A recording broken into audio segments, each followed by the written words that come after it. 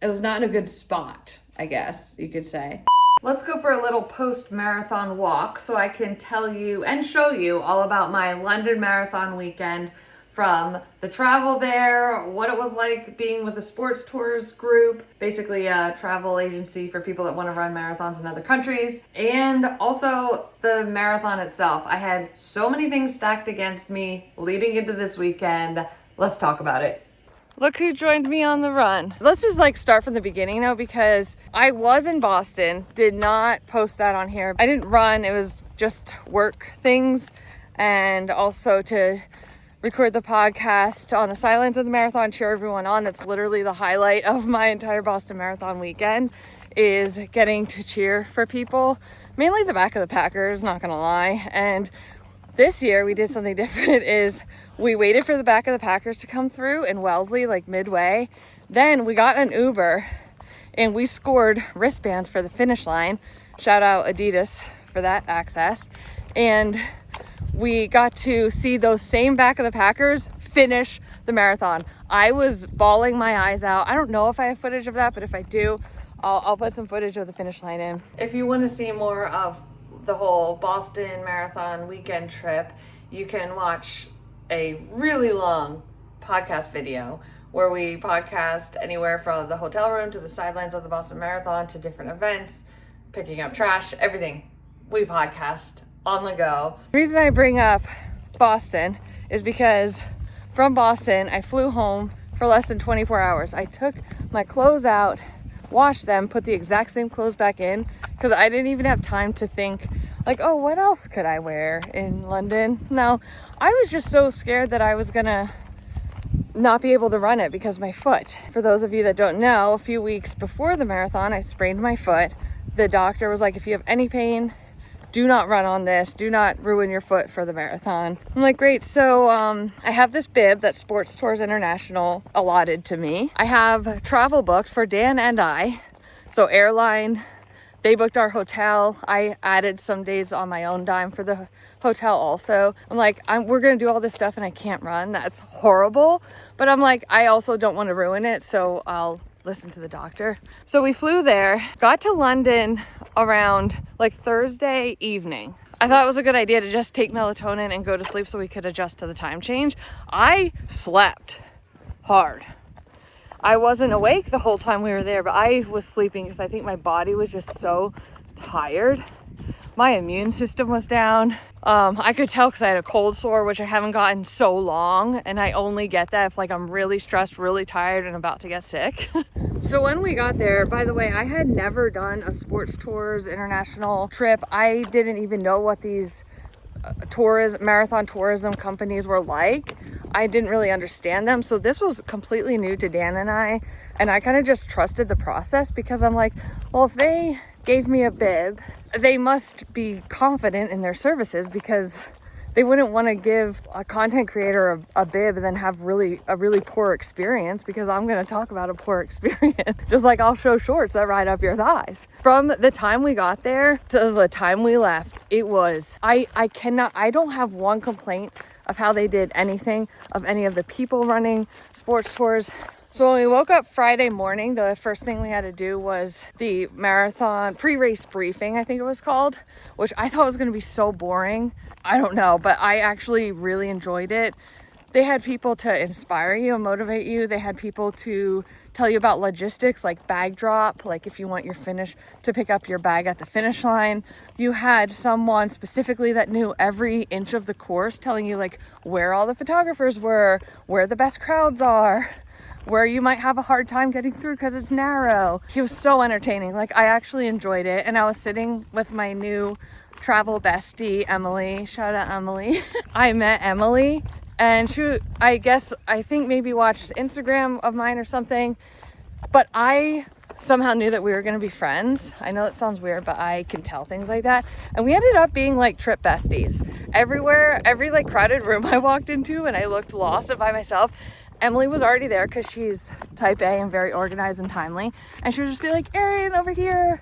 If you social anxiety people out there, you know what that means for someone to do that. And then you can just be like, oh, okay, I'm going to sit with them. After the pre-race briefing, we were supposed to go with the group if you wanted, and I wanted to go with the group to the expo because I didn't really know like how to get on the tube. It was our first day there. What I love about sports tours is they're like, just come with us, we'll have a group. If you do want to go with us, you don't have to, but we'll meet in the lobby. So they're meeting in the lobby, and I'm down there in the briefing area still like chatting it up with people and taking pictures with people and meeting everyone. And then we go back up and we realized, oh my God, we totally missed the train or whatever they're getting on.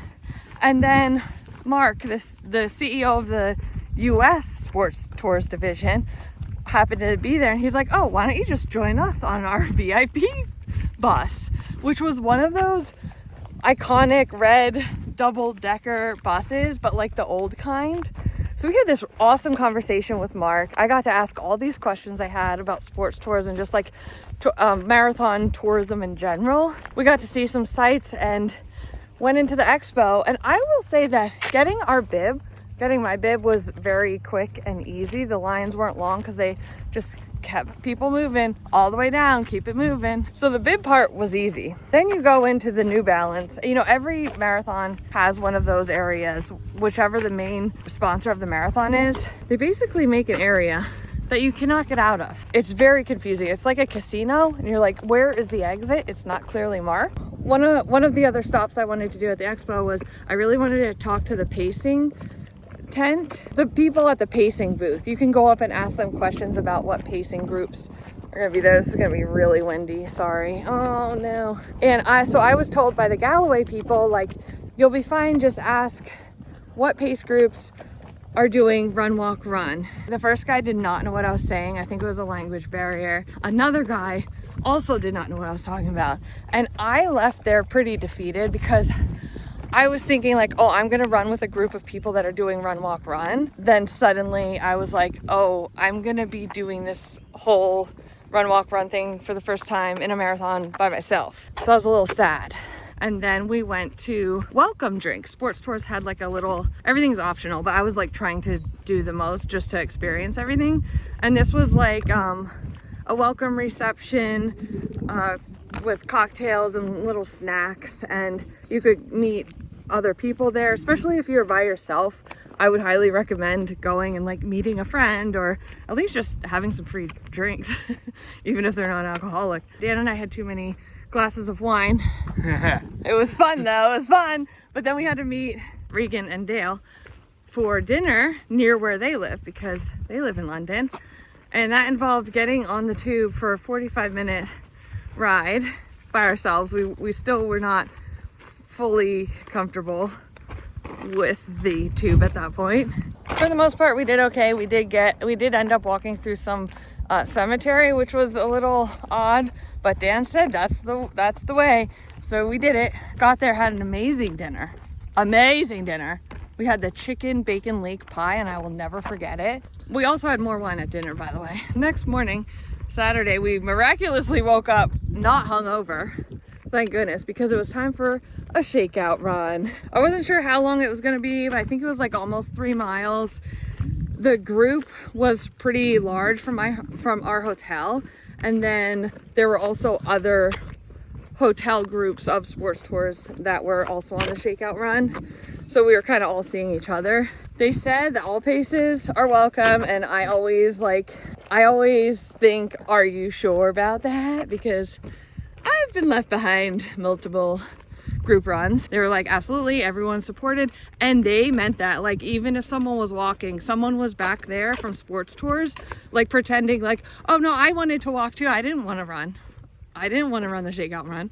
And just like making people feel so comfortable. So I feel like there were super fast people in that group, and then all the way from basically walkers and anyone in between. So I feel like every pace group really had someone from sports tours that was like keeping the conversation going and answering questions. And it was also beautiful, the area that we ran through. The hotel, it was like kind of a touristy area, but touristy in London is like you can walk to Buckingham Palace. It's not like touristy in New York City where it's like Times Square. So I was loving being a tourist in London.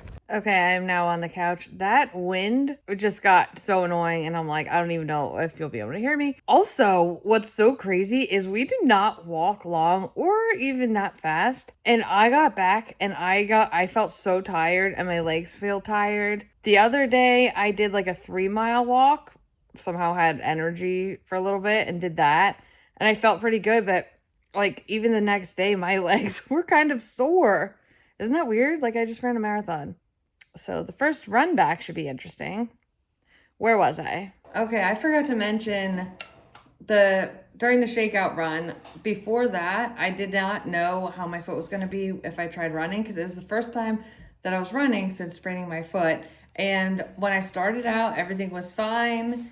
So I just kept going, ended, foot felt fine. I was stretching it out afterwards.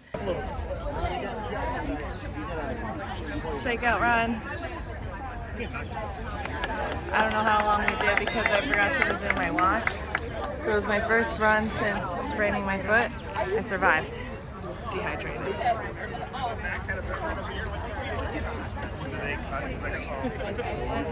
Because the one I have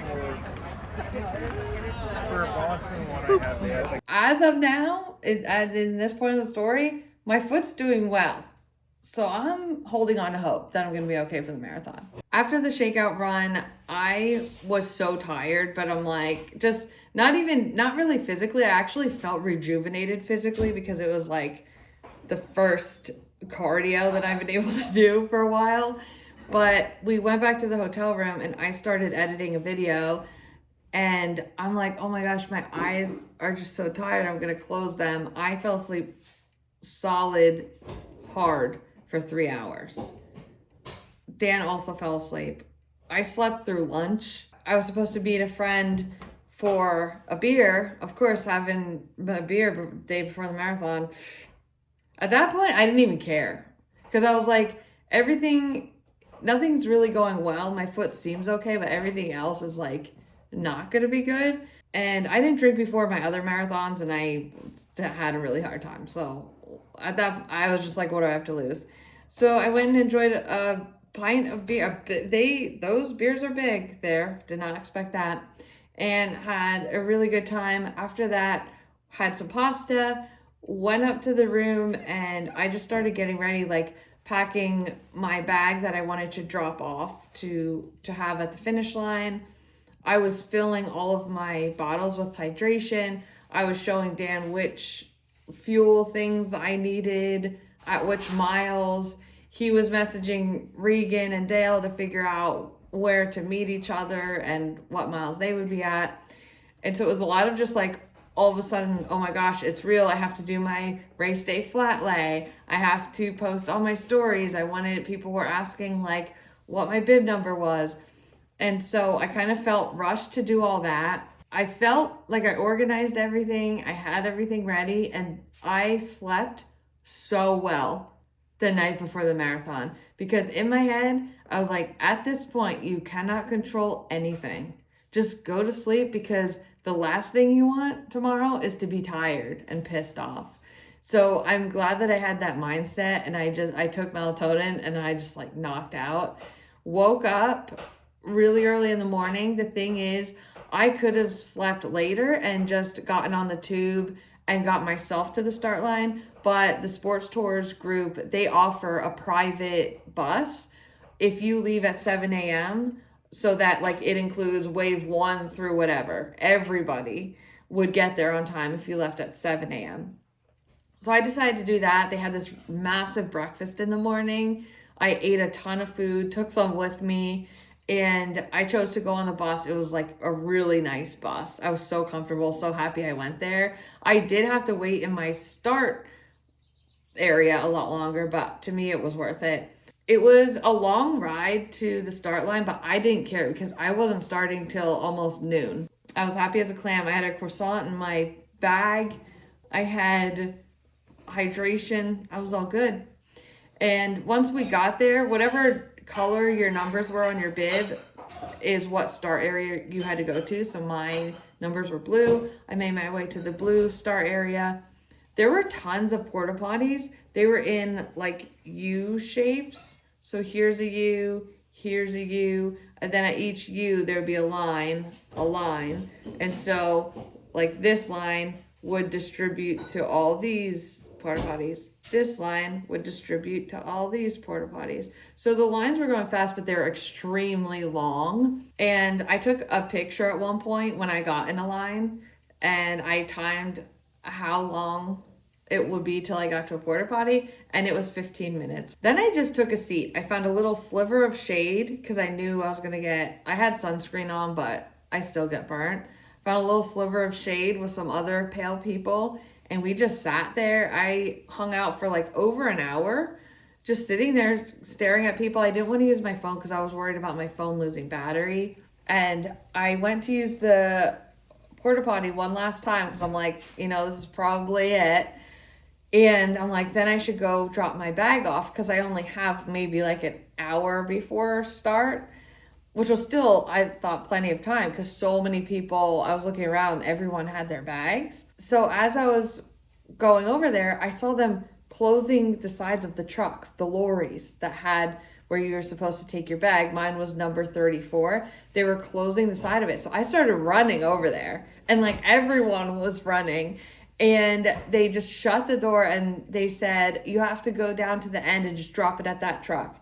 So I go down to the end. It's this random moving truck with no number on it or anything. And people were just taking the bags. I'm like, so I could just be giving this bag to anybody. It did not look official or anything. And I'm like, well, it's not like I'm putting my phone in here or anything. The most expensive thing was probably like a battery, portable cell phone battery. And I'm like, what am I going to do? Leave the stuff here? I might as well, if they're going to steal it, at least somebody has it.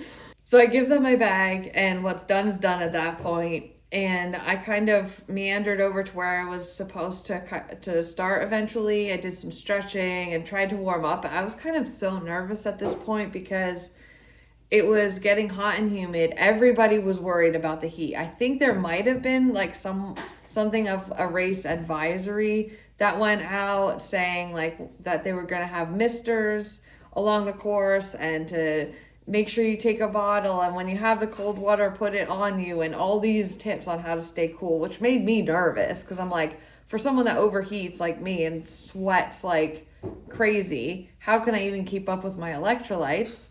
On the course, they don't have electrolytes till way after mile 10. So I had a handheld to start, and then at mile 6, Dan was going to switch that out, and I was going to get another bottle of electrolytes. And yeah, so I was worried about that. Also, I was about to get my period, and I had nothing for that. So if it happened during the race, that was what I was ready for. So it was the heat, humidity, period, which I already was getting cramps. Unsure of my foot. Can I finish or not? I was by myself doing the run, walk, run. So I was nervous about like, am I going to be in people's way? How am I going to do that? What if that was my first time doing it, so I didn't know what to expect. I couldn't find a pace group that was doing run, walk, run. And then as I was looking around, the pace group markers that they have on the flags, they were like 6.5 hours, 7:15 finish times. And I'm like, I was thinking like 5.5 hours. And I think that's what I put on my registration. But everyone in my wave was like not even close to that time. So I'm like, oh my gosh, how am I going to get through all these people? Because from what I hear, the course gets narrow a lot. So all these things combined, I was just like, you know what? The stress and everything was just piling high. I forgot how to start my watch because it had been like 3 weeks since I did a workout that I entered into my watch. So for the marathon, I did the whole thing, like 26.2 miles, 1 minute running, 30-second walking, so my watch would just beep and I wasn't using my phone timer. I completely forgot how to start a workout on my watch. So as we're moving forward to the start line, I'm frantically trying to figure that out. And eventually I was just like, I got that figured out. I think even after I started the race, and I just thought to myself, all these things are going wrong. At this point, they're already wrong. They're already happening to you. So if you can't finish the race, you can't finish the race. Who cares? Just get started, because that's what's in front of you.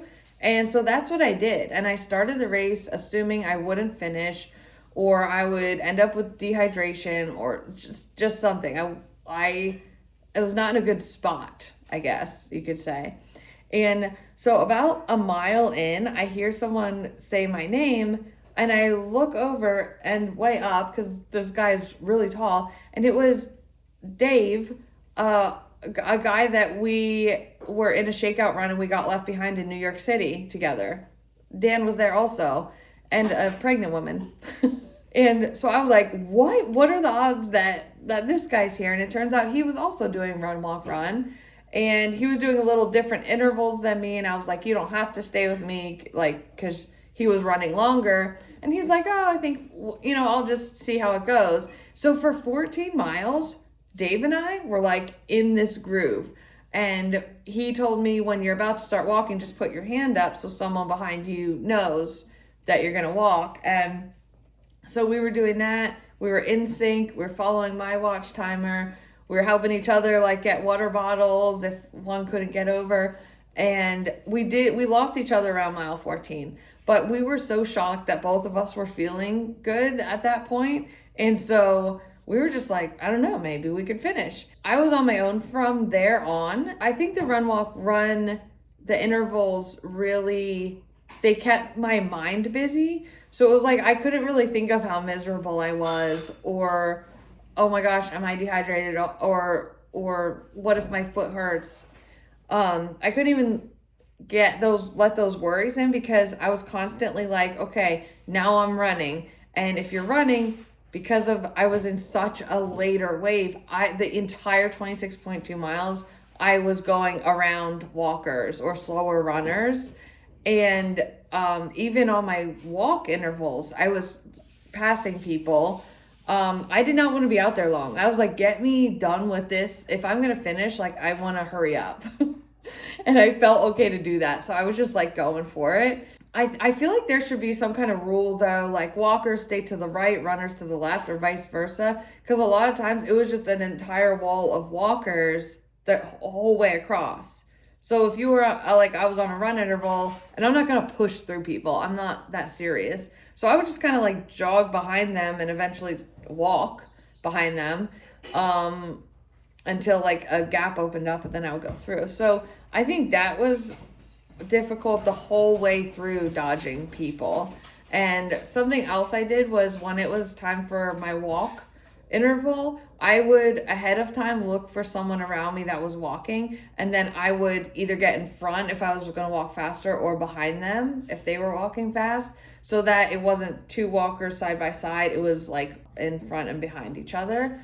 I feel like that was my little part in trying to help, but that also kept my mind occupied, because it's like, okay, when I'm running, I'm dodging. When I'm then I gotta get ready for my walk. Who's walking around me? I'm gonna get to that person. And it was like this kind of game that I played, like a little video game that I played the whole time in my head. Right before the halfway point was the Cuddy Sark, I think it's called. It's like the big battleship thing that you run around.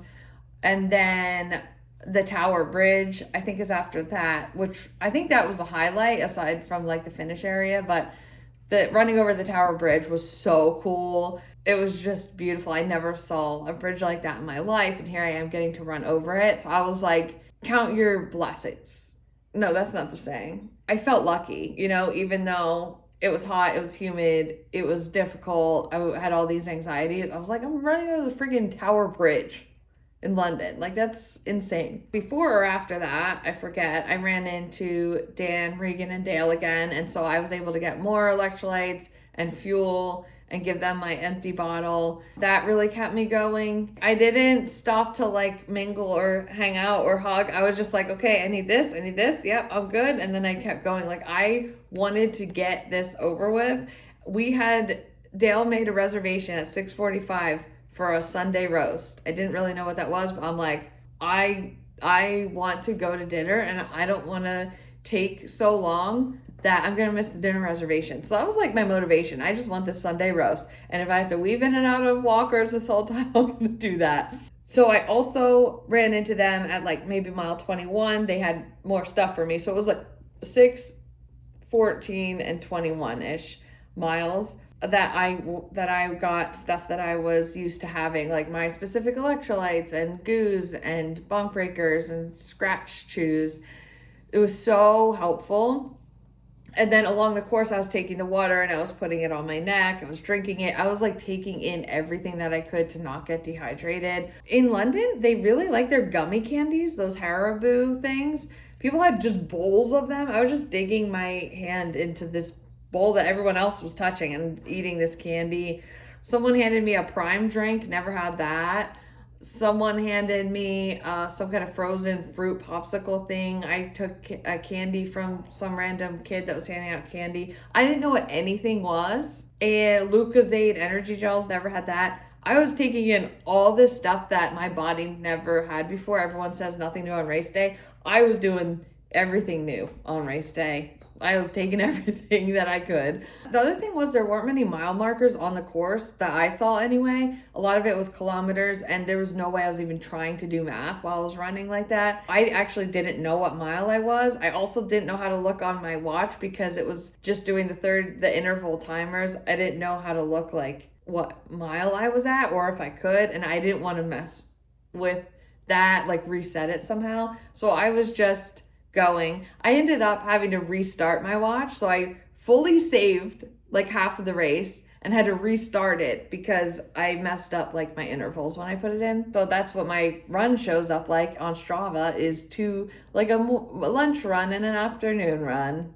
Love that. I think one of the mile markers that I did see was 21, maybe. It was around there. And I remember thinking to myself, okay, what's that, like 5-ish miles?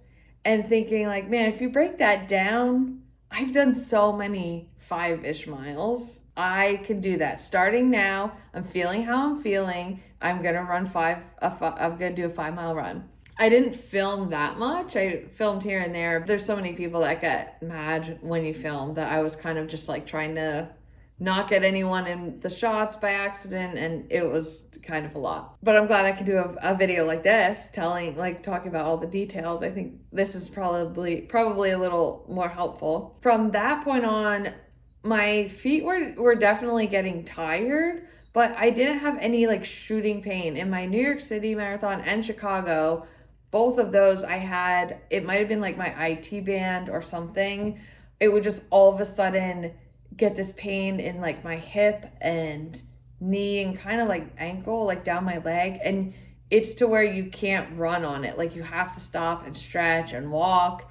And I wasn't getting that, even though I was fully expecting it to happen. I'm like, okay, well, I don't know. Got to mile 23, it didn't happen. 24, it didn't happen. And then mile 25, you can really tell that you're getting close. People are saying like 1 more mile. At one point there was a sign, I think it said like 285 meters. And I remember thinking like, I don't know what that means. I think my brain was just dead by that point. At one point, I remember yelling to people on the side. I was like, am I close? The police officer laughed. And then a group of girls, they were trying to be nice. And they're like, yeah. And it sounded so unconvincing. I was like, oh my gosh, do I actually have miles? Was that mile marker actually a kilometer marker? I was so disoriented. But then it opens up into, I don't even know how to explain it. Just, it looked royal. It looked like, yeah, like you were going to meet the King of England. These big gates were open and these statues, and I was just blown away by that. I was not expecting a finish line area like that. And so you go through that, and then it's kind of like a straight line to the finish. You could see it. It seems like it's a mile away, but it's not. And man, when I finished, I remember I was running. I was like, man, I don't have to walk. Like, I'm not in pain. I was running, and then it hit me like after I crossed the finish line that I started crying. Like, not like I usually cry, but I remember like tearing up because I was like, oh my gosh, when you stack up all those things that I said that I felt like were stacked against me in the beginning, like the heat, humidity, not feeling well, all that stuff, and then I still ran that whole way, that was so shocking to me, like going through that finish line and getting my medal and stuff. I was like, oh my gosh, this is so surreal. It must be two things for sure. The fact that I stayed consistent with my strength training the whole time, pretty much, unless I was injured. I was incorporating strength training the whole time. It wasn't like a month before or something. It was consistent the entire time I was training. And also the Galloway method, doing the run, walk, run intervals. I really feel like that preserved me and prevented like all those pains that could happen in a marathon. That on top of like just my muscles being strong to support everything I was doing helped immensely. It took me, since I was so disoriented, it took me forever to find Dan, Regan, and Dale again. Regan asked me, she was like, did you PR? And I'm like, I have literally no idea. And so I went in, I looked up my New York City time, and I went up and looked my Chicago time. And you have to go like on their results page, and I don't know. It was kind of hard to find, but I found it. And it turns out I PR'd the London Marathon. I PR'd by 17 minutes. But I remember just like being so relieved. I'm like, oh my gosh, I'm done. Like I did that. It was such a good feeling. I was wearing KT tape around my bra line. We put that on the morning of the marathon. I was like, oh, well, before my shower, I'm like, well, at least I probably didn't chafe because I had this KT tape on. So I take everything off, take the KT tape off. There's not chafing under that, but all around my bra line. Also, I had chapstick in my pocket and it chafed, like actually cut my leg. I felt the stinging, but I was just like, oh, I don't know what that is. It was that. It was like cutting my leg. And so yeah, that shower burned really bad, but I was quick because I wanted that Sunday roast. We got to the Sunday roast place, and apparently, I don't know if you watch Bridgerton on Netflix, but there was an actor from that sitting like at the table across from us because his friend also ran London Marathon. They were celebrating, and I was like, wow, famous person. The food was so good. I don't remember what I drank, but I remember I had chicken and like roasted vegetables and Yorkshire pudding, whatever that is. I thought it was bread. I don't know. Everything was so good. Then from that, we went to the after party, the Sports Tours International after party. This blew my mind. When you check in and they give you your Sports Tours things, they give you your bus token, they give you anything that you might need. And one of those things was a physical ticket for this after party. And I was like, okay, well, it's probably just a bunch of people getting together, celebrating. Maybe they have like an open bar or whatever. So we go to this thing. It was at this beautiful hotel. I actually don't even remember the name of it. It was, I had no business being there. It was one of those places. And immediately had to use the bathroom, get out. I see a bar. I'm like, I'm getting a drink. Anything you could want, this huge open bar. We go down these stairs. There's hundreds of tables, wine bottles on ice, beer bottles on ice on every single table. Everywhere there was food. Everything was decorated beautifully. They had a karaoke room. We didn't even get that far, but they had live entertainment. At one point, there were Irish step dancers on the floor. There was a live band. There were people on the dance floor. Like, it was beyond. It was just so beyond. I was so tired. Like, if I wasn't tired, I feel like I would have enjoyed it. Maybe even, like, gotten on the dance floor. Maybe drank a little more. Maybe ate a little more. But, we came from dinner. So then we went back and I tried to sleep, but I was just like so uncomfortable. I couldn't get comfortable. It took me forever to go to sleep. Eventually I did, obviously. But the next morning, a lot of people were checking out the morning after the marathon. I paid to stay an extra day in that hotel room so that we could have like a day of seeing London, even though I couldn't walk that well. But I feel like we always rush in and rush out, and we don't take the time to like enjoy anything. And I am glad we did that. We went on a bus tour, a boat tour, because both those those things I could sit down. We did do a lot of walking, like we went to Buckingham Palace. I didn't get to see the men in the red coats with the poofy hats because apparently the Gurkhas were there, which they had a very serious uniform. So I was a little disappointed about that. I loved London so much. I want to go back. Everything was beautiful, and it was also a beautiful day weather-wise. Like, I just felt like everything, you know what, things are starting to go well again. That's kind of the feeling that I had. I hope this gave a good overall details of how things went. I know a lot of people were wondering about my foot, and I was like, oh my God, I have to get a YouTube video out. But it just, like, things got so crazy, and that's just crazy that I'm just now getting the YouTube video out. Okay, so as of now, obviously I'm back home. I think what I'm gonna do, that walk was not easy. I would like to do a run, so I think I'll definitely film my first run back. And I want to get back into strength training. I'm not really sure, like, what's next. Do I want to try and maybe have a goal of getting faster? Do I want to have a goal of training for something else? Do I want to get into trail running? That's what I love about finishing a marathon training cycle. The world is your oyster. You can do whatever exercise you want. But I personally do like to work toward a goal. I think that was very good for me this last year to train for the marathon because it gave me that goal to stay focused on. I'm not saying I'm signing up for a marathon right now, but I am saying I kind of want to sign up for a marathon.